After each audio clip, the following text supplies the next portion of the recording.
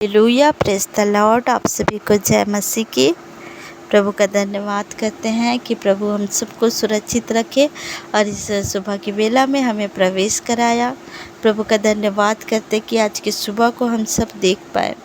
प्रियो, प्रभु का धन्यवाद करें, निरंतर धन्यवाद करें, क्योंकि हम जीवित हैं प्रियो, और हम धन्यवाद कर सकते हैं।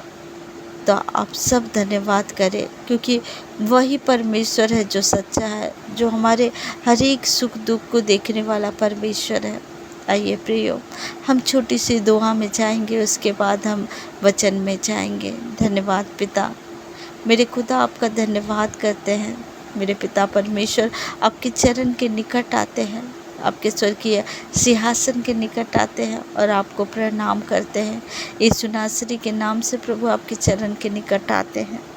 मेरे खुदावन, आप महान परमेश्वर, आप दयालु करुणामय परमेश्वर, आप प्रेमी पिता है प्रभु। आपके जैसे प्रेम करने वाला प्रभु हमें कोई भी नहीं मिल सकता है पिता। मेरे खुदा, मैं दुआ करती हूँ प्रभु जी भाई बहनों के लिए प्रभु की वो प्रभु आपके प्रति ईमानदार होने पाए प्रभु। कोई भी दुष्ट उन्हें बहकाने ना पाए, आपसे दूर करने ना पाए पिता परमेश्वर। ऐसी दया आप करें प्रभु, ऐसा अनुग्रह इनके ऊपर करें पिता। मैं आपका धन्यवाद करती हूँ पिता। मेरे खुदावन, मैं वचन के लिए प्रार्थना करती हूँ कि प्रभु बोलने वाले मैं नहीं पिता, आपका पवित्र आत्मा मेरे मुख के द्वारा बोले पिता। मैं धन्यवाद करती हूँ प्रभु जी, और वचन बोला जाए तो प्रभु जी सुनने वाले के जीवन में 100 गुना फल लेके आने पाए पिता। मैं आपका धन्यवाद करती हूँ प्रभु, हर एक बातों में आपका धन्यवाद करती हूँ प्रभु, और इस दुआ को यीशु मसीह नासरी के नाम से मांगती हूँ। सुनिए और दया से ग्रहण करिए। आमीन, आमीन, आमीन। आइए प्रियो, आप सब निकालेंगे नीति वचन 26 अध्याय का पहला आयत को हम पढ़ेंगे। लिखा है, जैसा धूप काल में हिम का और कटनी के समय जल का पड़ना, वैसा ही मूर्ख की महिमा भी ठीक नहीं। इस वचन में परमेश्वर कहते हैं कि जैसा धूप काल में हिम का, जब धूप काल होता है, गर्मी का समय होता है, और उस समय जब हिम गिरेगा तो ठीक नहीं, उसी तरह से कटनी के समय जल का पड़ना, जब कटनी का समय आता है, जब अनाज पकता है, उसके बाद कटनी होता है, और उतने समय जब कटनी किया जाता है, अगर जल पड़ जाए तो सारी अनाज खराब हो जाएगी। और कटनी के समय बारिश होने से कई लोगों को नुकसान होगा, कई किसानों को नुकसान होगा, किसानों के कारण हम सबको नुकसान होगा प्रियो। जब कटनी होती है उस समय जल का गिरना ठीक नहीं होता है। उसी तरह से परमेश्वर का वचन कहता है कि वैसे ही मूर्ख की महिमा भी ठीक नहीं होती। एक मूर्ख किस व्यक्ति को कहा गया है इस जगह में? मूर्ख उसे नहीं कहा गया है जिसका कम बुद्धि है, या उसका याददाश्त सही नहीं है, या वो बुद्धिमान नहीं है। उस व्यक्ति को मूर्ख नहीं कहा गया है। उस व्यक्ति को मूर्ख कहा गया है जो प्रभु के वचनों का मानने वाला नहीं है। उस व्यक्ति को इस जगह में मूर्ख कहा गया है। और मूर्ख व्यक्ति, जैसा मूर्ख व्यक्ति कभी भी वो वचनों को लेके नहीं चलेगा। जो मूर्ख रहता है वो अपनी ही बुद्धि से हर एक कार्यों को करेगा और उस कार्यों को बिगाड़ देगा, और उसे ये नहीं सोच होगा कि मेरे लिए क्या क्या लाभ है और क्या हानि है, और वो अपने कार्यों को अपने ही धुन में करता जाएगा। लेकिन उस कार्य करने के द्वारा कई लोगों को हानि उठाना पड़ता है। उसी तरह से इस जगह में एक मूर्ख को उस तरह से दर्शाया गया है जो वचन को नहीं मानता। जो व्यक्ति वचन को नहीं मानता है वो एक मूर्ख व्यक्ति कहलाता है। जो वचन में नहीं चलता है वो एक मूर्ख व्यक्ति कहलाता है। और वो वचन को मानने के खिलाफ होता है, वो हमेशा उल्टी बातें करेगा, वो उल्टा बातें करेगा। वचन को वो जानेगा तो, लेकिन वो उल्टी बातें करेगा। उसी तरह से परमेश्वर का वचन कहता है कि वैसे ही मूर्ख की महिमा भी ठीक नहीं होती। अगर कोई मूर्ख व्यक्ति है, अगर कोई वचन में नहीं चलने वाला व्यक्ति है और उसका अगर महिमा किया जाए, उसकी बढ़ाई किया जाए तो ठीक नहीं है।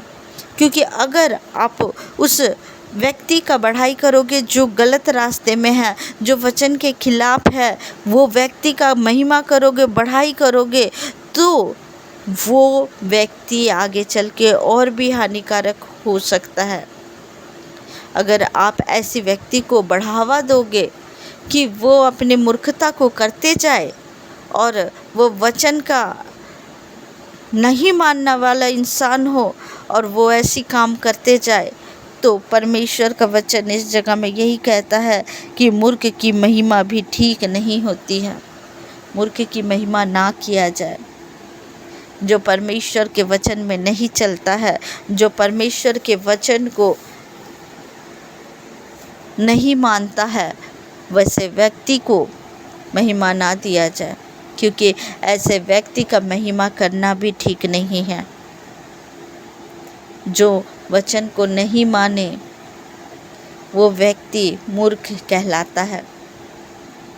और मूर्ख क्या महिमा करना सही नहीं है। मूर्ख का महिमा नहीं कर सकते हम। वचन को नहीं मानने वाले, वचन के खिलाफ कार्य करने वाले, वचन के विरुद्ध चलने वाले व्यक्ति एक मूर्ख व्यक्ति कहलाता है। मूर्ख व्यक्ति वही कहलाता है जो वचन को नहीं मानता। मूर्ख व्यक्ति वो नहीं जिसका बुद्धि कम है। मूर्ख व्यक्ति वो है जो वचन को जानते हुए भी वचन का उल्लंघन करता है, वो व्यक्ति मूर्ख है। वो व्यक्ति मूर्ख है जो परमेश्वर के वचन का आदर नहीं करता, जो परमेश्वर के वचन में नहीं चलता प्रियो, वो मूर्ख व्यक्ति है। वो मूर्ख है। अगर कोई पढ़ा लिखा नहीं है, अगर कोई पढ़ा लिखा नहीं है, उसे हम मूर्ख नहीं कह सकते हैं, क्योंकि एक कम पढ़ा लिखा व्यक्ति भी परमेश्वर के वचन में चलता है, परमेश्वर के वचन का भय मानता है। वो नहीं पढ़ा लिखा व्यक्ति, अगर हम उन नहीं पढ़े लिखे व्यक्ति को मूर्ख कहें और जो वचन को जानते हुए वचन में नहीं चले उसको मूर्ख ना कहे, तो ये गलत है प्रियो। अगर कोई मूर्ख जो संसार कहता है उसे मूर्ख, अगर उसे हम मूर्ख कहें, अगर वो कम पढ़ा लिखा व्यक्ति, अनपढ़ व्यक्ति है और वो उसे मूर्ख कहे तो वो गलत है। अगर वो कम पढ़ा लिखा व्यक्ति, वो अनपढ़ व्यक्ति परमेश्वर के वचन को सुनकर विश्वास कर परमेश्वर के वचन में चलने वाला व्यक्ति, वो मूर्ख नहीं कहलाएगा। लेकिन जो परमेश्वर के वचन में नहीं चलता है वो व्यक्ति मूर्ख है, और ऐसे व्यक्ति का महिमा ना करे प्रियो। हालेलुया। इस वचन के द्वारा प्रभु आप सबको बुद्धि दे, ज्ञान दे और समझ दे। हालेलुया। आइए प्रियो हम प्रार्थना में जाएंगे। हालेलुया। धन्यवाद यीशु। मेरे पिता परमेश्वर, आपका धन्यवाद करते हैं खुदावन, आपकी महिमा, आपकी प्रशंसा करते हैं खुदावन। आप महान परमेश्वर है पिता, और दयालु है पिता परमेश्वर। मेरे खुदावन, हे पिता परमेश्वर, इस वचन के द्वारा आपने कहा पिता कि एक मूर्ख व्यक्ति की महिमा भी ठीक नहीं होती है पिता परमेश्वर। प्रभु जी, मूर्ख वही व्यक्ति है प्रभु जो आपके वचन को नहीं मानते, जो आपके वचन से भय नहीं खाते पिता परमेश्वर, जो आपके वचन के अनुसार नहीं चलते, वही व्यक्ति मूर्ख है पिता परमेश्वर। मेरे खुदा, मैं आपका धन्यवाद करती हूँ पिता परमेश्वर। मेरे खुदावन पिता परमेश्वर, प्रभु जी, इन भाई बहनों के लिए प्रार्थना करती हूँ जो इस संगति में जुड़े हुए हैं पिता परमेश्वर। मेरे खुदावन, पिता परमेश्वर प्रभु जी आप आशीष दे कि पिता परमेश्वर मेरे खुदा हम सब प्रभु तेरे वचन में चलने वाले बनने पाए पिता। मेरे खुदावन हम उस समझदार व्यक्ति की तरह बनने पाए, ना कि उस मूर्ख व्यक्ति की तरह पिता परमेश्वर। मेरे खुदा हम सदा प्रभु आपके वचन में चले। इन भाई बहनों के लिए मैं दुआ करती प्रभु, ये प्रभु आपके वचन में चलने पाए पिता परमेश्वर, आपके वचन के डर भय में चलने पाए पिता। मैं दुआ करती हूँ प्रभु जी मेरे खुदावन इन भाई बहनों को प्रभु सुरक्षित रखना पिता परमेश्वर। और प्रभु जैसे जैसे वचन बोला जा रहा है पिता परमेश्वर प्रभु जी मेरे खुदा आपके आत्मा के अगुवाई के द्वारा पिता परमेश्वर, मेरे खुदावन खुदा पिता परमेश्वर बोलने वाली मैं नहीं प्रभु जी, आपका आत्मा है प्रभु। जो कुछ भी बोलता है प्रभु आपका आत्मा बोलता है पिता परमेश्वर। मेरे खुदा मैं आपका धन्यवाद करती प्रभु। और पिता परमेश्वर प्रभु जी आगे भी पिता परमेश्वर प्रभु जी जो वचन प्रभु पिता परमेश्वर सभी को ज़रूरत है प्रभु, उस वचन को आप दीजिए पिता परमेश्वर, और उस प्रकाशन को आप दीजिए ताकि प्रभु जी मेरे खुदा तेरे प्रजा तक प्रभु तेरे वचनों को प्रभु मैं बांटने पाऊँ पिता। आपका धन्यवाद करती प्रभु। ये भाई बहनों के लिए दुआ करती कि आज के दिन में प्रभु ये सब सुरक्षित रहे प्रभु, और पिता जहाँ कहीं भी जाए आपके आत्मा की अगुवाई के द्वारा जाए पिता।